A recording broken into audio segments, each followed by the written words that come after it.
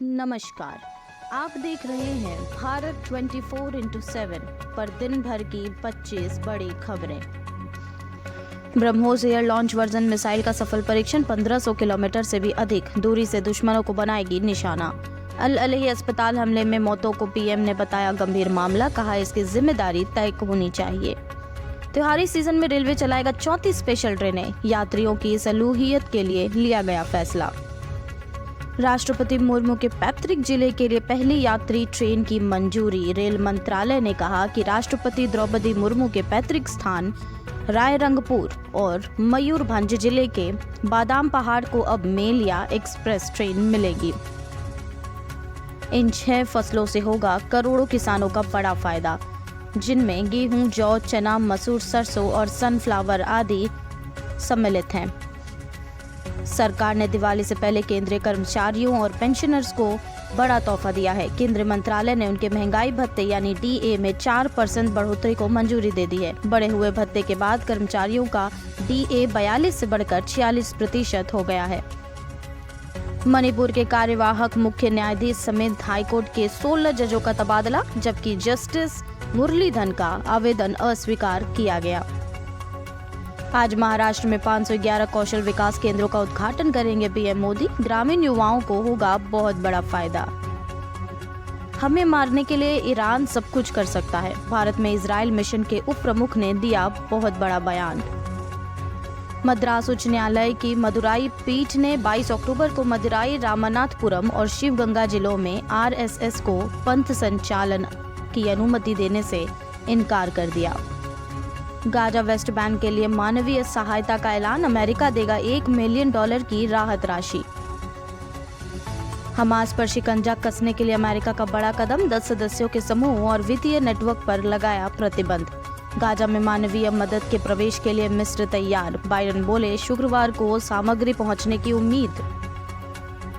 कमजोर वैश्विक संकेतों के कारण गुरुवार को घरेलू शेयर बाजार में प्रमुख बेंचमार्क इंडेक्स लाल निशान पर खुले। इस दौरान बीएसई सेंसेक्स 450 अंक नीचे 65,390 के लेवल पर ट्रेड करता दिखा। सोना गिरवी रखकर कर्ज ले रहे लोग, अनियमित मॉनसून के कुछ हिस्सों में ग्रामीण आय प्रभावित। सोने के व्यापारियों के मुताबिक पिछले साल के त्योहारी सीजन की तुलना में गोल्ड लोन की दबी मांग कम से कम 20% बढ़ने की उम्मीद है। जेट एयरवेज के संस्थापक नरेश गोयल जेल में मंगा सकेंगे घर का खाना, पीएमएलए अदालत से मिली मंजूरी।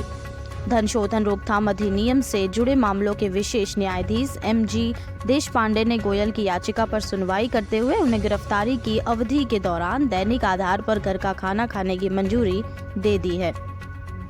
भारत ने घरेलू आपूर्ति बढ़ाने के लिए 20 जुलाई से गैर बासमती चावल के निर्यात पर प्रतिबंध लगाया हुआ है, लेकिन कुछ देशों की खाद्य सुरक्षा जरूरत के मद्देनजर सरकार उनके लिए गैर बासमती चावल के निर्यात की अनुमति दे रही है।